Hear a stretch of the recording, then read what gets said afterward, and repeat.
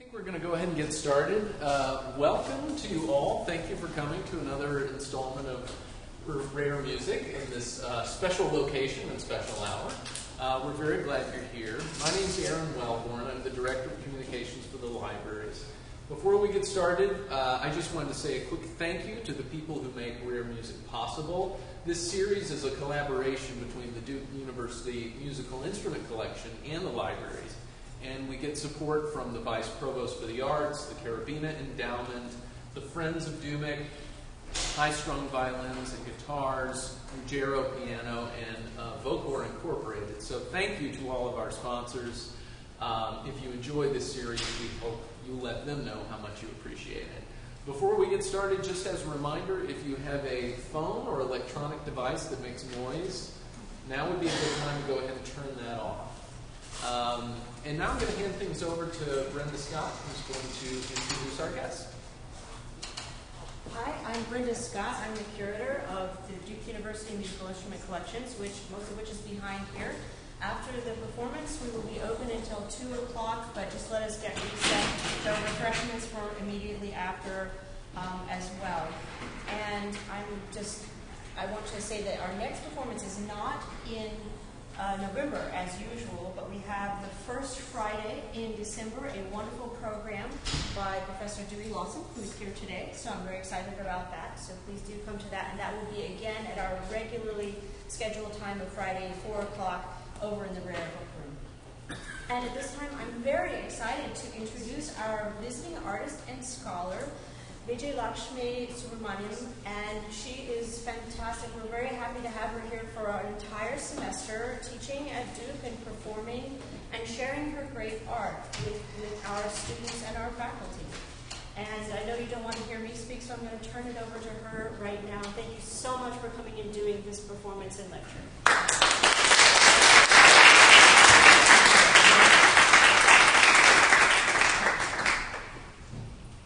Thank you, everyone. Thank you.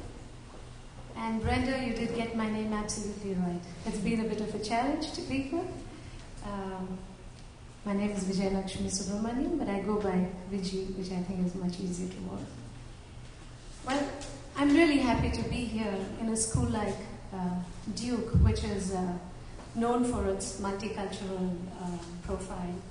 And I'm really happy to be here talking about Indian music and the music of South India in particular. And I hope you enjoy this journey with me.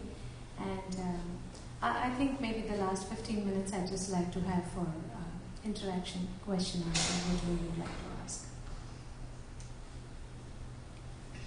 There are two major streams of classical music in India.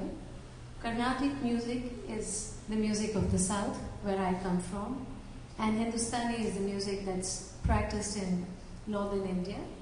And I think some of you may be familiar with Hindustani music. Pandit Ravi Shankar, Zakir Hussain on the tabla, the sitar. These are the popular performers and popular instruments of Hindustani music. And Carnatic music is practiced in the South, Chennai, Bangalore, Andhra Pradesh, Kerala. These are the southern states. I'll start the program with an invocation. I have the words there and the meaning in red. And I request Debbie to play the tambura for me, which is the drone instrument that's used in Indian music.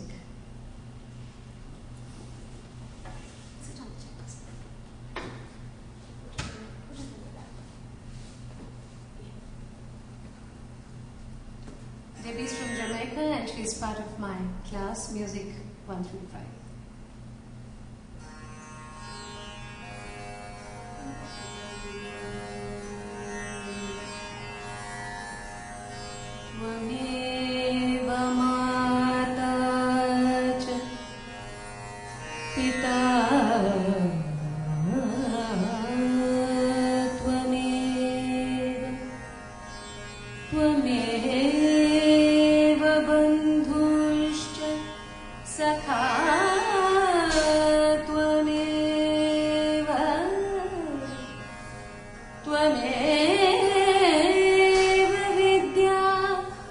Dravidam Tvameva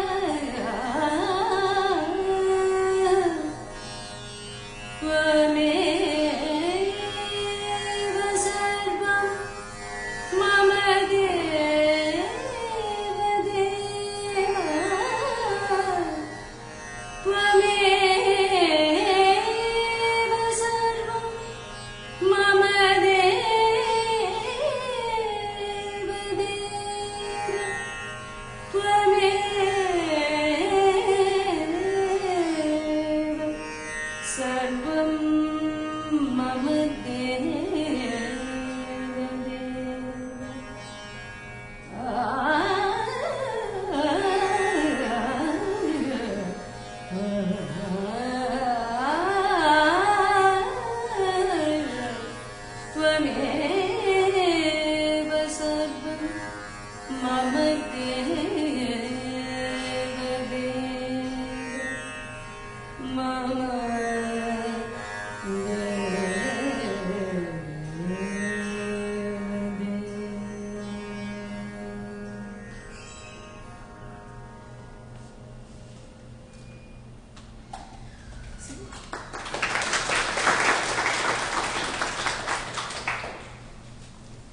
This is a chant which is not directed to any particular god. Most Indian programs begin with an invocation, and many of you may be aware that Indian music has raga and tala. I thought I would discuss these concepts and also talk about improvisation in Indian music, since we have a lot of musically trained and aware people here. No, the raga that I sang this song in a melody, this verse in a melody. That melody is called a raga. Now, the word raga itself has these meanings. It could mean a color, passion, or attachment. So, the idea is that the combination of notes is able to create a mood or a feeling in the listener. And the artist tries to bring out the colors of the raga or the mood of the raga in the portrayal, which could be through improvisation or through compositions that are already existing in that raga. Now, the notes that we use in Indian music are sa, re, ga, ma, pa, da, ni, sa, which correspond to do, re, mi. Now, we have many varieties of these notes, just as you do in Western music. You have the sharps and the flats. Now, the raga that I sang is called Hamsadhvani. Maybe you can do so I don't move away from the mic.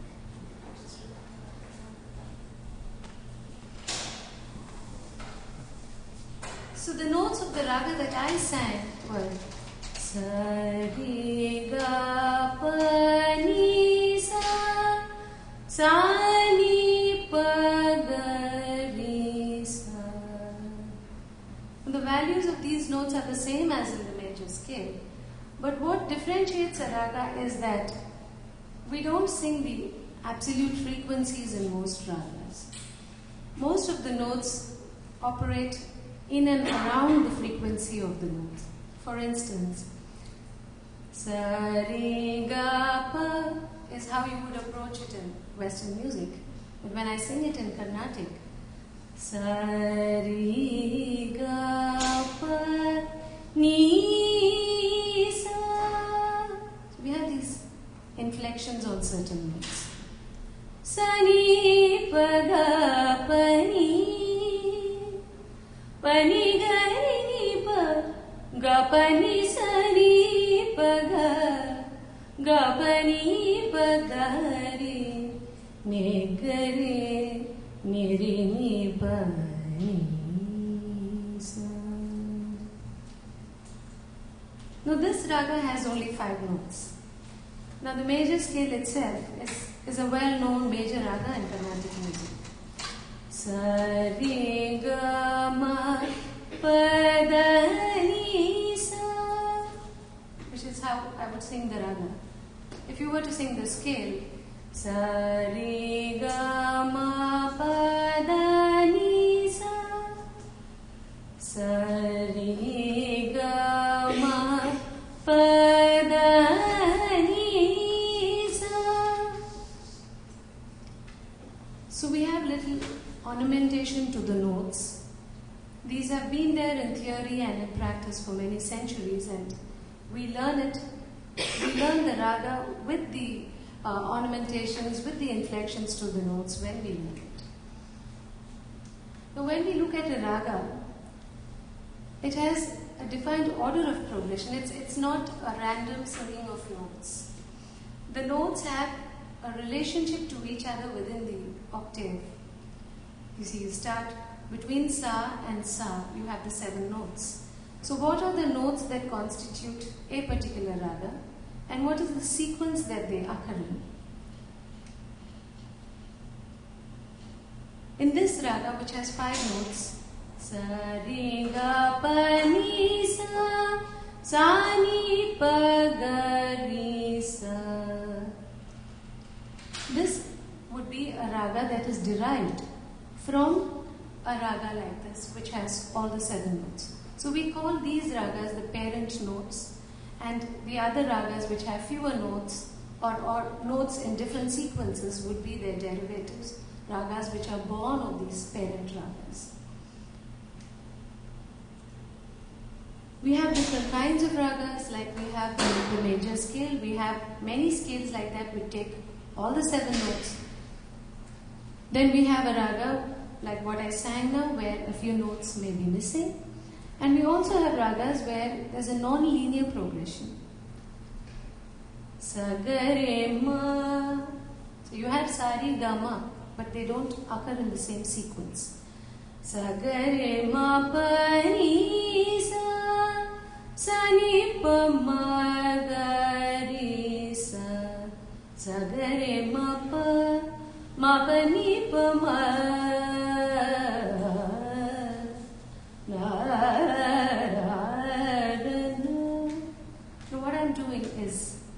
Improvising on this raga. So you have the notes of the raga, you have some compositions on the raga which give you an idea of what the raga is like, what it's meant to sound like. And then the musician, the artist, takes up the notes of the raga and elaborates on it according to his or her own abilities to create. So in a sense, it's very exciting that every musician, in every performance, you're creating something new. And you have compositions in ragas, and what we do when we sing compositions is we try to recreate the composition in a way that would appeal to our creative abilities, adhering to the norms of the raga, to the basic structure of the composition. An important factor in Indian music is that it is an oral tradition. See, we learn music, like how I sang is how I teach my students. So I would say, Tvameva Mata, and they would repeat it after me.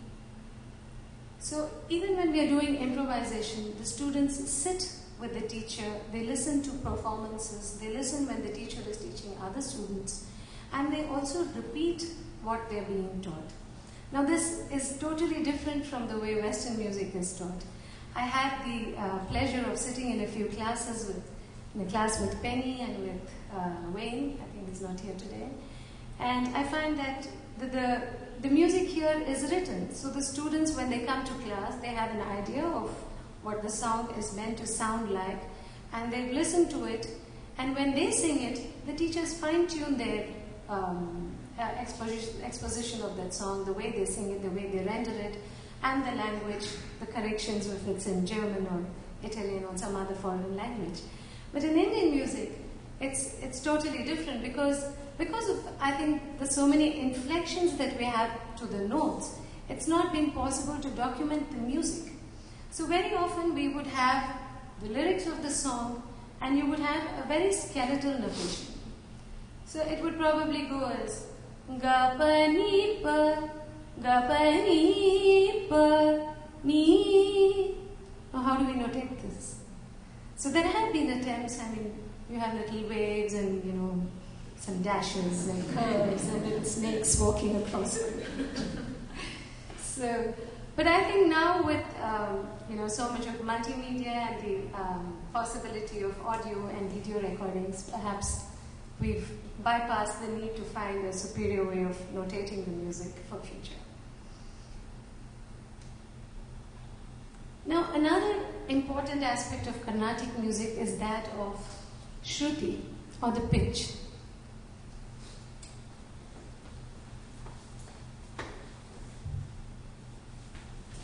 Now, in Western music, you have different scales that start on different notes and end at different places. Now, in Indian music, we have a fixed pitch.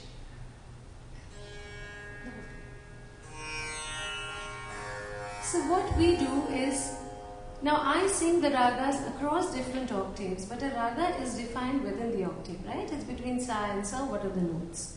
So I choose a pitch that is suitable for my voice. So I would sing all ragas in this. Continue. Sa. This is my pitch. Sa, sa, re, ga, ma, pa, da, ni, sa, sa, ni, da, pa, ma, da, re, sa. This is Raga Shankara. Now I sing another raga. Sa, re, ga, pa, ni, sa, sa, ni, pa, da, re, sa, sa, ga, ma, da, ni, sa, sa, ni, da, ma, da, sa. Yet another raga. Sa, ga, re, ma, pa, ma, pa, ni, pa, ni, sa. I just sing it as phrases without singing the swaras. I'm not singing any lyrics. Whatever syllables I use don't have any meanings here. They are only to help me phrase my the music.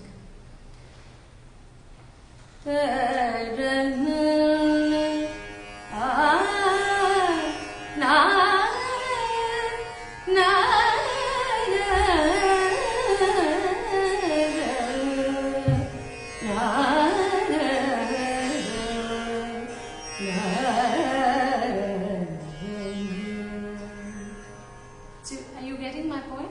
So my pitch is G or G sharp. That's normally for ladies, the voices are in that range. And the men usually sing between C, C sharp or D, depending on their voices.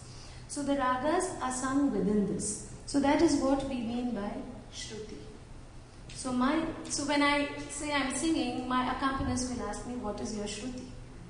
Because their instruments would be tuned to this pitch, to the pitch of the singer or the main artist. Now, if I'm singing, I would typically have a violin as an accompaniment, a mridangam, which is a two-headed drum. We'll watch a little video in a little while. And they would tune their instruments to my Shruti. Now, if there is an instrument that's playing a solo, it could be in a different pitch, and then the drums would be tuned to that Shruti. So that is what we mean by Shruti. Swaras are the notes, the solfa notes, sa, re, ga, ma, pa, da, ni, sa. And swaras constitute the raga. The little ornamentations that we have, we refer to them as gamaka.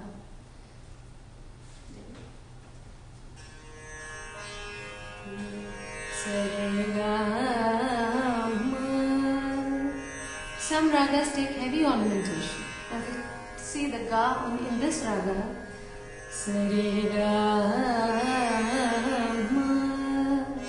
the ga may not be on the ga at all.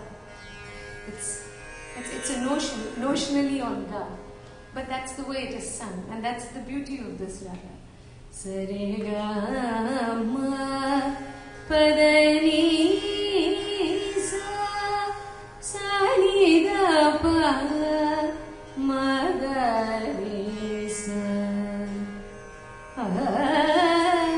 na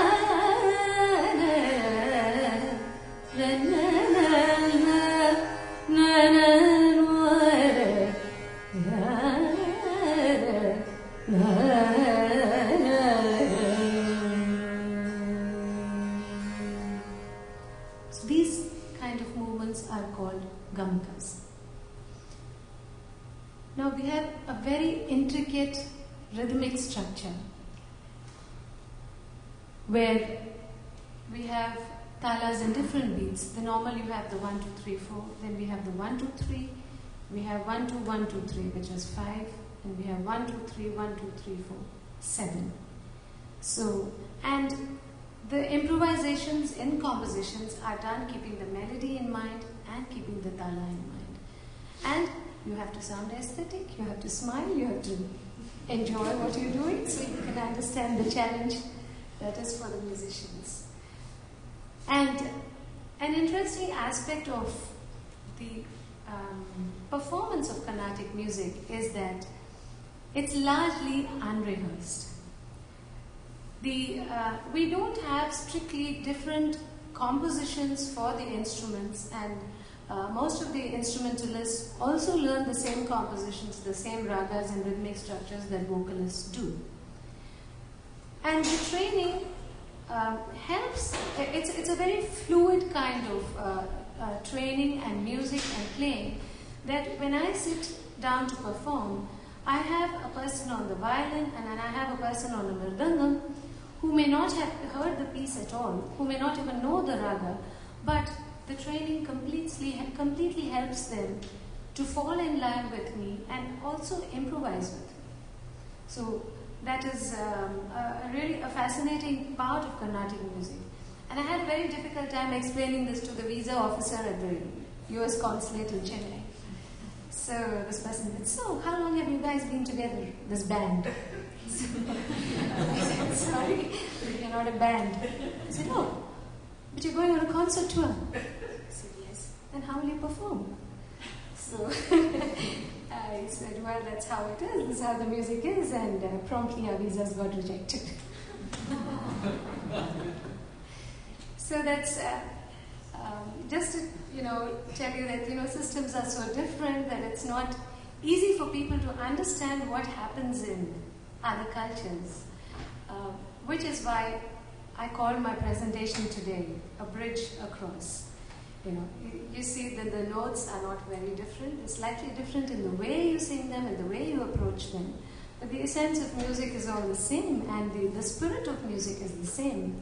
So we just need to walk that little bit across and get onto the bridge, and we're all in one community. I will play you a short video from a performance of mine, and then I will discuss further presentation aspects.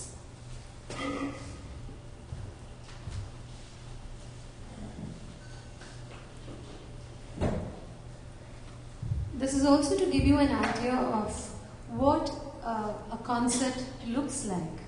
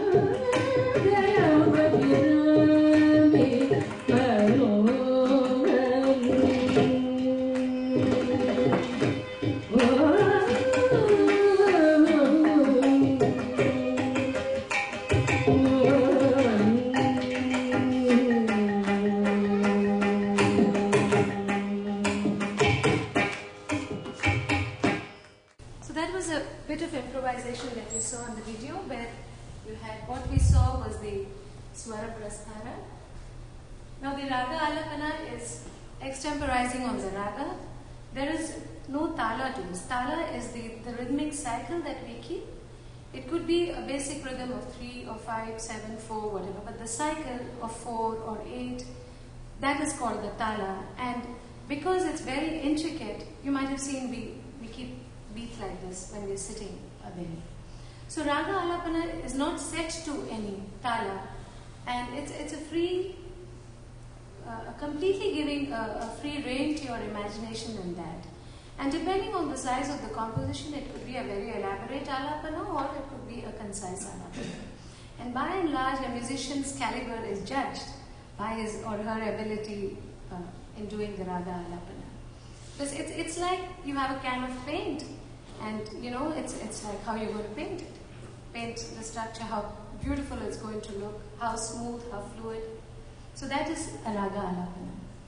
Now, Neramal is a very interesting concept. It is where we take up a line from the song which has an interesting, important, emotive lyric, and we try to sing the line in as many different ways as possible. But here, you have to keep both the raga and the tala in mind. Now, to give you a very crude example, perhaps, if you were to say jingle bells, jingle bells, jingle all the way. So you could go like, bells all the way, jingle bells all the way, jingle, jingle, jingle, bells, jingle, jingle. The idea is that you are singing the lyrics in as many ways as possible. Because you're not familiar with the language, I'm just giving you this example. So, and then we do it in different speeds. Now, for instance, if this raga that I started with, Hamsadvani, I take a line from a song. Pranava Swarupa Vakratundam. This is the line. Now, this is in a tala of 8 beats. Pranava Swarupa Vakratundam. Pranava Swarupa Vakratundam. Now what I do is I try to sing this line in different ways. Pranava Swarupa Vakratundam. Pranava Swarupa Vakratundam.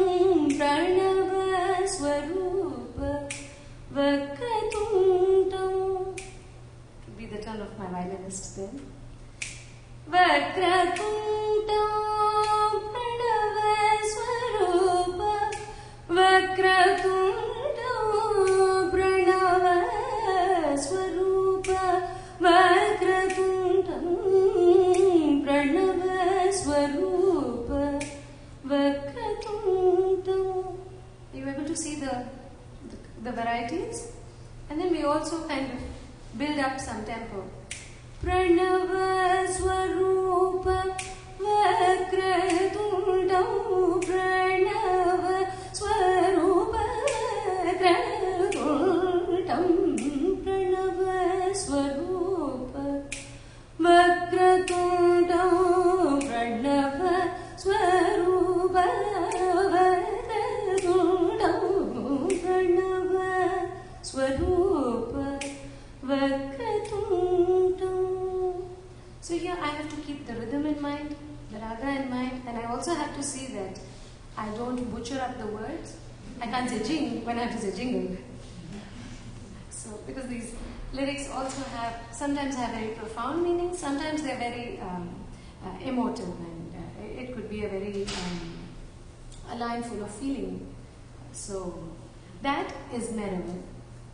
What we listen to the swara singing is the swara prasthara.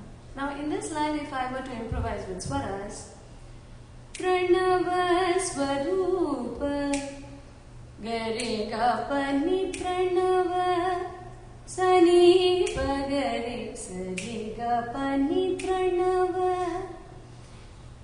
You are able to appreciate the quantum of improvisation that happens. The song is there, the raga is there, but it's up to me to impress you with the way I render it or I create the music. And it's not just aesthetically satisfying, it's very, very intellectually challenging. Now, Swara Prasthara, when I sing it like this, it appears simple, right? Pranava, nisani, pagare, gapani, pranava. Nitsari, sani, sani, pagare, gapani, pranava. Second speed. Sani, gari, sani, pagare, gari, sari, gapani, pranava. Now we can include little patterns in these. Nizari, nizani, nizari, nizari, nizari, nizari, nizari, nizari, gapani, pranava. Gari, sani, pa. 5 notes, right? So I'm singing 3 times 5. Sani, sani, gapani, sani, sani, sani, gari, sani, sani, pa, sari, gapani, pranava. Gari, sani, pa, sani, pa, sari, gapani, pranava. So you can make it more and more complicated, but the challenge is to continue sounding aesthetic. So, see, basically music is all about emotions, right? Though we may talk about so much of intellectualizing, at the end of the day, you've got to feel the music. And then you enjoy it so much that then you think about it. You say, oh, there were 3 5s, there were 3 7s, or, whatever, there was a harmonizing pattern. But all that comes in much later. So basically, music is just aesthetics and emotions. So that is what we have to focus on while keeping all these things in mind. Now, Sangati is a variation that happens in a song that's already been composed. It's slightly different from Neraval in the sense a Sangati is already set. Now, in this composition, the line that I took up for Neraval, Pranava Swarupa Vakatundam Pranava Swarupa Vakatundam. So the variations are built in the song already. So here again, you can put yourself into it and create more variations and enhance the composition. But the other 3 are absolutely free and completely at the liberty of the musician to decide how she or he wants to take it forward. I did have no slides. The tala is, I think this would perhaps be a little complicated, so I don't know how much detail I should go into at this point. Just suffice to say that we have composition. So a tishra would go like Shankari Shankuru Chandramukhi 1 2 3 1 2 3 1 2 3 1 2 3. It could still have an overall cycle of 8, where each beat takes 3 instead of 4.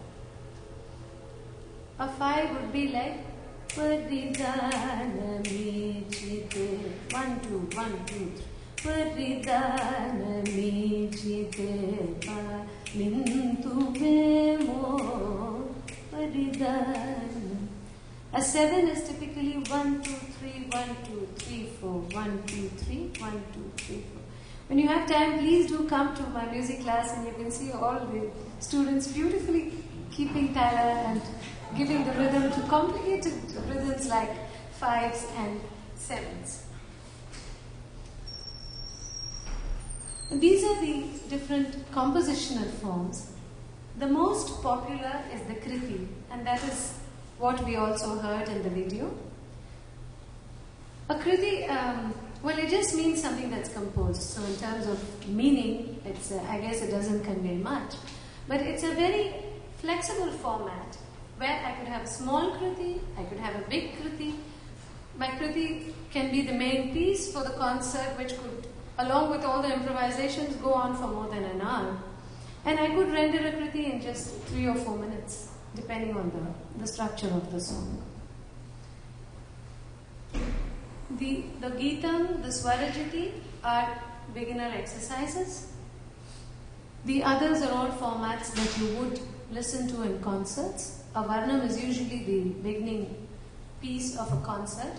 I will be rendering some of these genres in my concert at the Nelson on the 28th, next week. Nukriti and most of the forms in Indian music are devotional in nature. So we're always singing to some God saying, please help me, please save me, Why don't you look at me? Why don't you give me your blessings? That is the general tenor of most compositions. Now, Padam and Javali are also in this mode, but they are a little different in that they are very romantic compositions. The lyrics in these songs are highly romantic, some of them are highly erotic.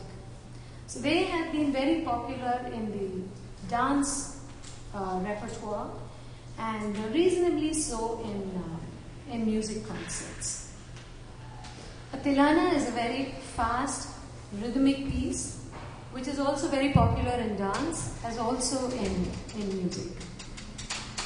Now going back to the visual of the concept that we saw, now you see that is how we perform Indian music. We always sit on a stage.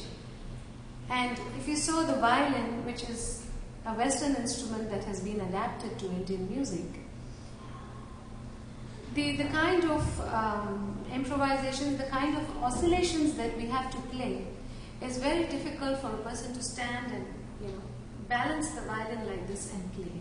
So invariably you will find the person sitting and the violin is resting between the shoulder and the foot. So the hands are free to play. The hand doesn't need to support the violin. And the mridangam, of course, and the other instrument that we saw was a ghatam, which is a clay pot. And the tambura, which you will find in almost all concerts. Except now that when we do travel abroad, we don't always have a Duke University which so generously funds for my Indian instruments. So often we end up using an electronic version of the same. But this is what a traditional tambura looks like.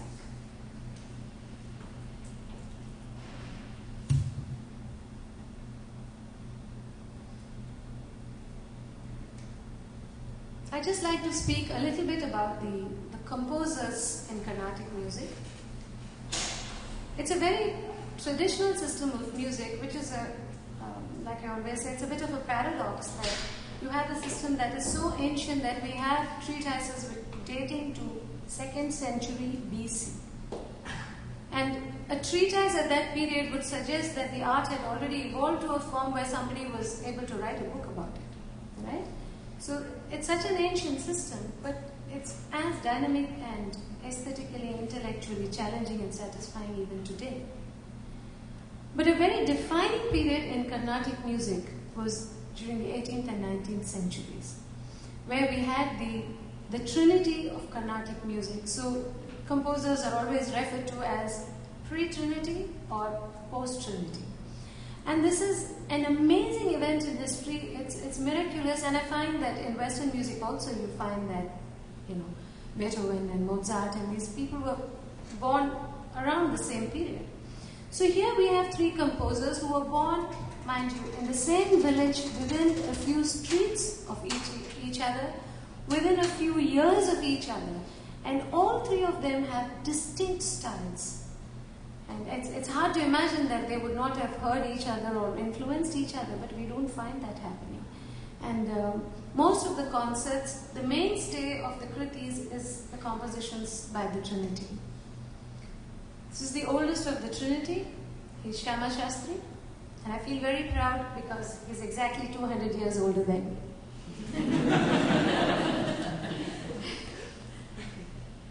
Shyama Shastri always sang about the mother goddess, and he always felt that the world is the child and she is the mother, and that is the emotion in all his songs.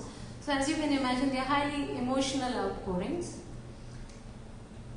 Tyagaraja has been the most prolific of the 3 composers, maximum number of compositions. And then we have Dikshita, who was the youngest and also lived the shortest period of time among the 3. But he was a very, very highly intellectual composer who's incorporated so many sophistications into the composition that even today people are doing research and discovering new aspects to the composition. And he is composed in Sanskrit. Now, Sanskrit is not a language that is spoken anymore, but a number of compositions are in Sanskrit.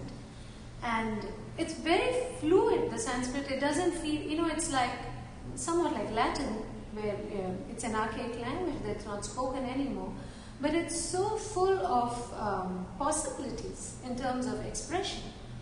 And his use of the language is amazing. So you find people studying the language of his compositions alone, and you find people analyzing the music alone. And you find people who know neither can just sit and enjoy his songs. So it's an amazing combination of intellect and aesthetics. Now this is just to give you an idea. I think I'll move to the map. Yeah. Now this, many of you may be familiar, but for those who don't know, these are the southern states. Andhra Pradesh, Tamil Nadu, Chennai, this is where I come from. This is Karnataka. Most of you would have heard of Bangalore. People getting Bangalore. And this is Kerala. So these are the southern states that sing Carnatic music. The rest of the country is where most people sing Hindustani music. So the meaning for the word Carnatic actually means traditional. It also means that which is very pleasing to hear. Now the reason why it's called traditional is about the 12th century there were a lot of Mughal invasions into India, and most of these were centered in the north, Delhi, in and around. So the music of the north has been influenced largely by the Persians, by the Muslims. But in the south there wasn't so much of an invasion, and the music has largely remained not very different from what it was. So that's perhaps one reason why it's called Carnatic. And please don't confuse Carnatic with Karnataka, which is a state where Bangalore is. This music is called Carnatic. These are the languages that are spoken. And we have compositions in Carnatic music in these. In Andhra, we speak Telugu. In Tamil Nadu, where I come from, is Tamil. Karnataka, Kannada. Kerala, Malayalam. And Sanskrit is common across the country, actually.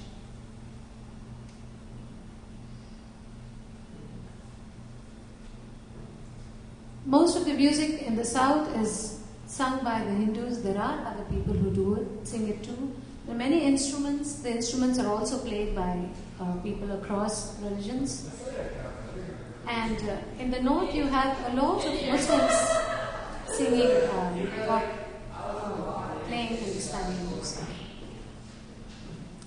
So I think that's about Indian and Carnatic music that I'd like to share with you for now.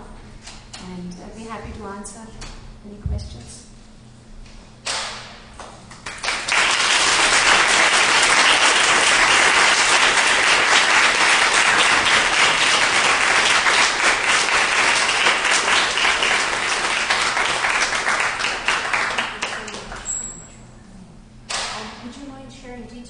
Just to remind everybody about the 28th. I want to make sure everyone knows about your performance. Well, there's a performance at the Nelson Music Room. This is on the 28th. And as you saw, I do need accompanists for a concert. So I will have a violin and a mridangam accompanist. And these people are coming in from out of North Carolina. And the concert is from 8 to about 9:30. So I'd be honored if you can make it to the concert. And I hope this lecture will make more sense to you when you listen to me perform in the concert. Yes, sir. Somebody had some question? Oh, that was you. Yes. Yes. If you could go back to the map of what is considered of where traditional Carnatic music is located. I'm looking particularly at the state of Goa, which is that from music or for tourism? Oh, no. For music. I'm curious. Goa is all the way up there.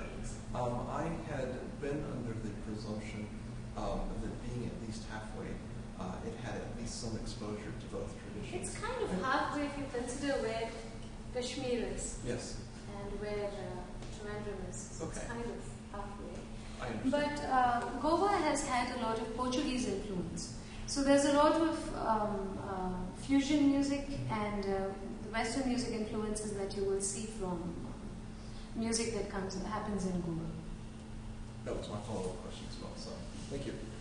Yes. What are there forms for purely instrumental music with no singers? We have In your tradition?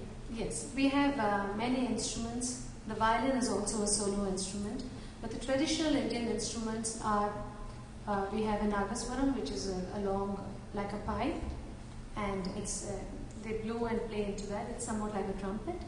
And then you have stringed instruments. If you could just hold on, I could probably show you some images. But do they play by themselves? As in Yes. Yes. Without a singer? Yes. Yes. All right. Yes. Saxophone is one. Veena. Saxophone. Yeah, saxophone again is a Western instrument. There's the mandolin, which has also come up, but the veena, the flute, the nagaswaram, these are the traditional Indian instruments. And like I said, it's so closely associated with religion. Most of our gods are always shown with some instrument.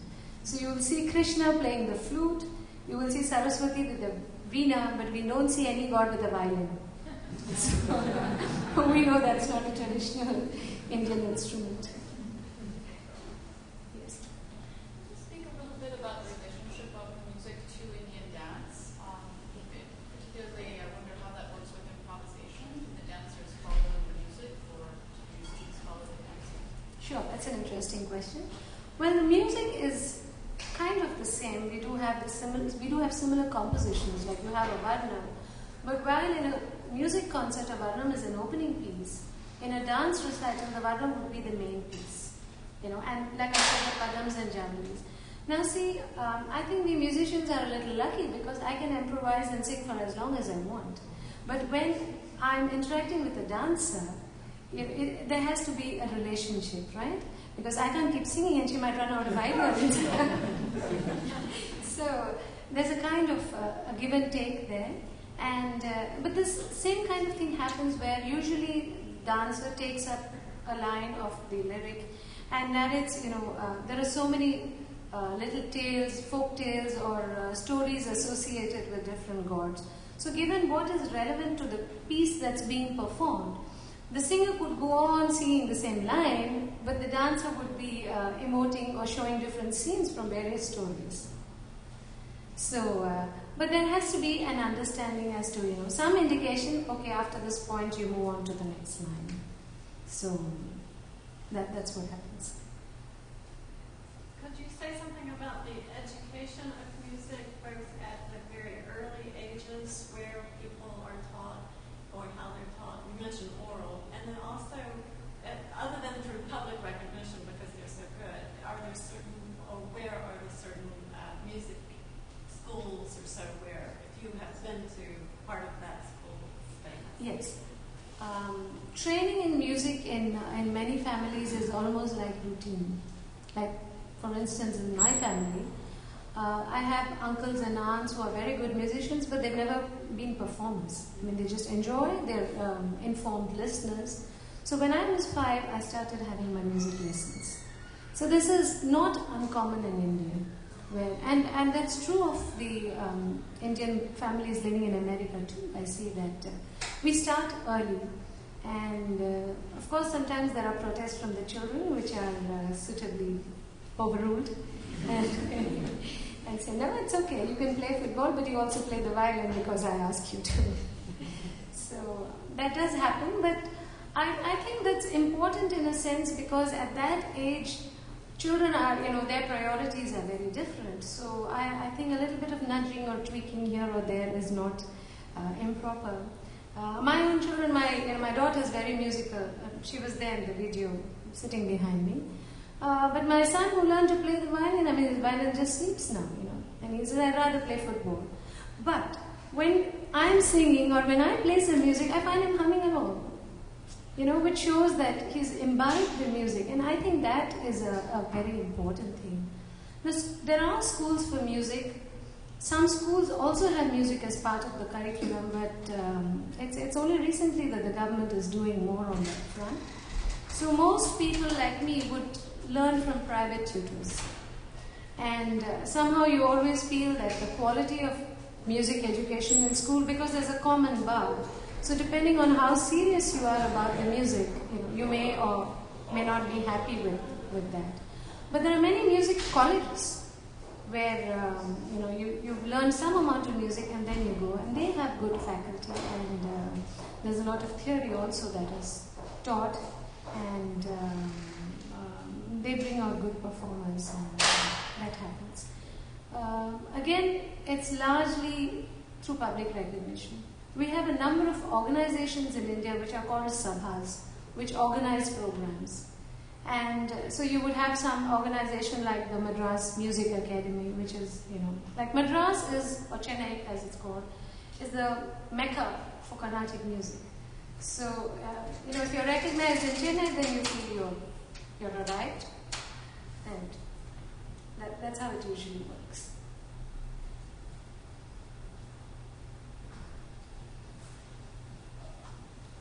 I was wondering if you could recommend resources for sort of Western.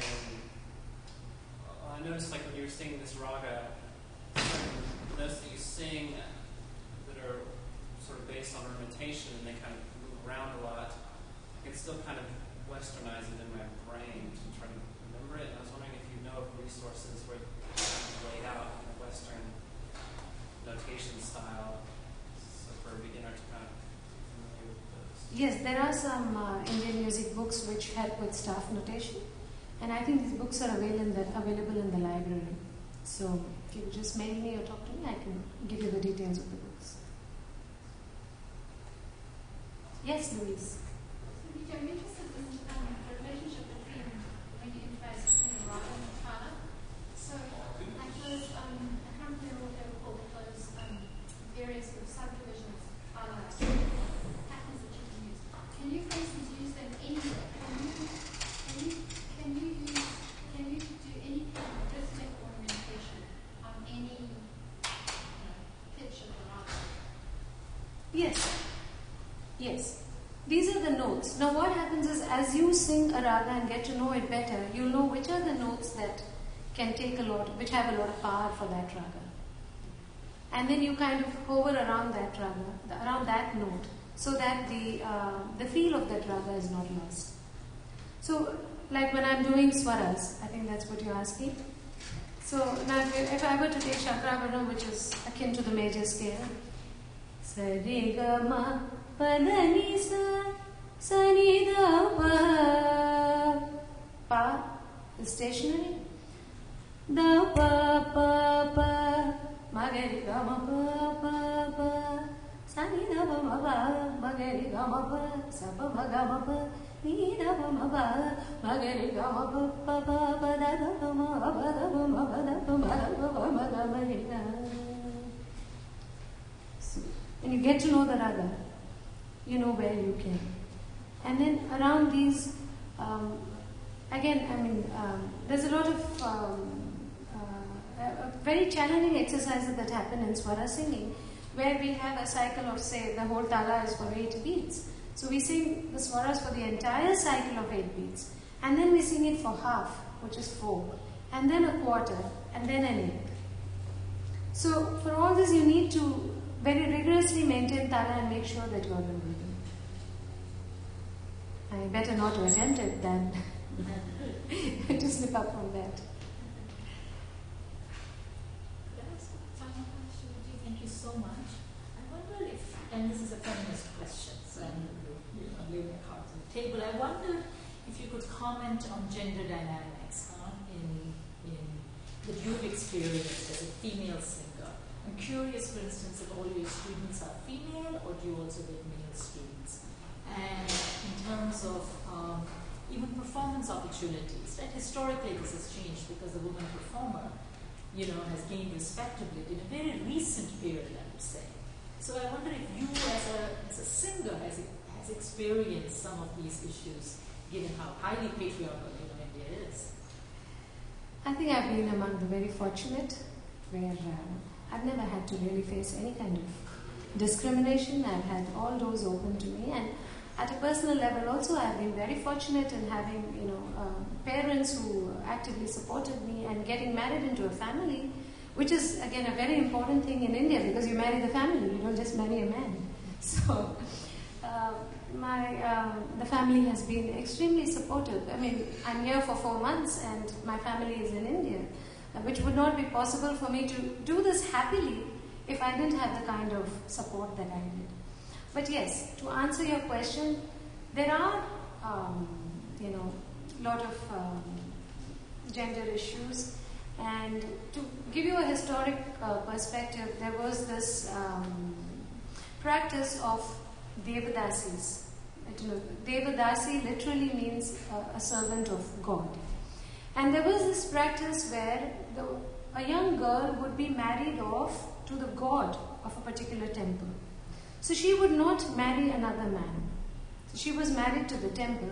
But these were highly accomplished women. They knew music, dance, poetry, and but for their upkeep, they were supported by patrons who had a relationship with them. So this whole thing was, it was at a very evolved level. But what happened somewhere when the British came and we had Victorian standards of morality imposed on the Indian society, everything started looking different. So these women who had been highly respected members of society suddenly were given the look of cheap prostitutes. So dancing in public became a bad word because it was associated with these women. And if you were a dancer, you were a person of poor character, which is what it was reduced to, unfortunately.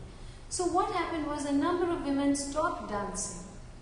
And as a result, more women, it seemed suddenly more respectable if you could sing, because you're sitting and singing and you're not drawing attention to your persona or your physical appearance.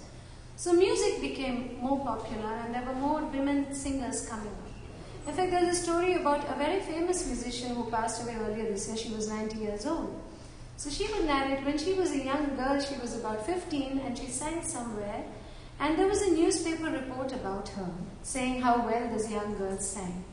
And her father rings up the reporter and says, "Don't you want my daughter to lead a happy, normal life? How dare you write about her in the papers?" So you can see how much we've moved ahead, when now people run after reporters and say, "Please, can I have a picture?" And unfortunately, even today, it does happen, and this happens more to lady accompanists. Like you have some male singers, for, I don't know, reasons best known to them, would prefer to have only a man playing on the violin. Or, they don't want lady accompanists with them on stage, which is very unfortunate, and no one can seem to understand the logic behind this. It's just, but I think things are changing with our generation and with people after us. There's a lot more wider thinking, and I think we're moving to a fairly even level.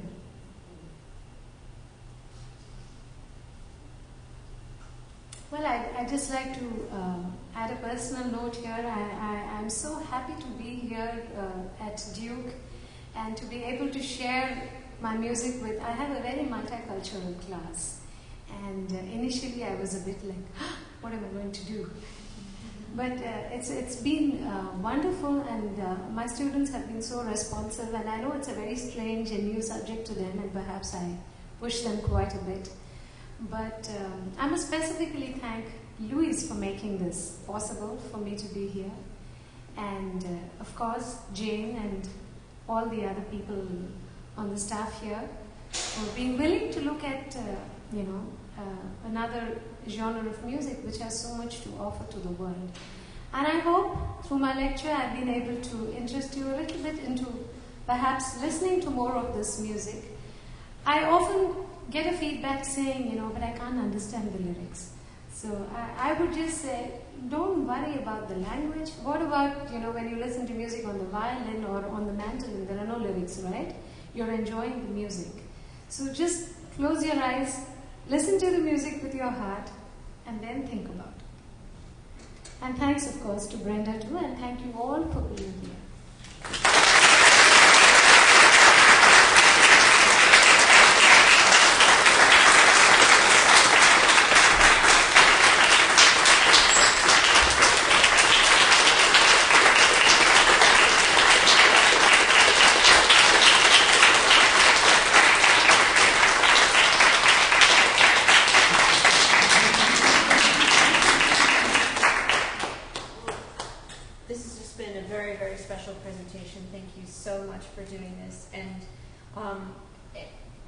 At this time, we have some refreshments, and if you have any more questions for BG, please let her get some refreshments as well. And then I'll play some music for you to answer your questions.